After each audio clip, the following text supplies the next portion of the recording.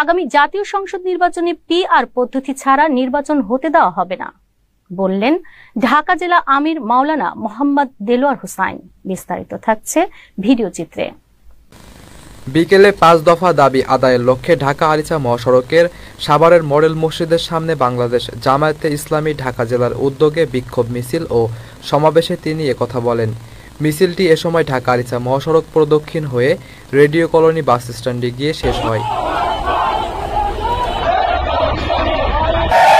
জামায়াতে ইসলামী বর্তমানে 5টা দাবি নিয়ে জনগণের সামনে আসছে। জামায়াতে ইসলামী দেখছে যারা এই 54 বছর নষ্ট পচা গলা রাজনীতি করে জনগণকে কিছুই তারা দিতে পারে নাই। জামায়াতে ইসলামী একটি দুর্নীতি মুক্ত সমাজ কায়েম করতে চায়।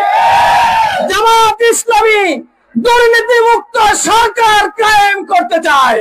জামায়াতে ইসলামী পিআর পদ্ধতি চাচ্ছে, অন্যরা বলছে না, এটা আমরা বুঝি না। আপনারা বুঝবেন ঘোলা পানিতে যখন আপনারা শিকার হবেন তখন আপনারা পিআর পদ্ধতি বুঝবেন।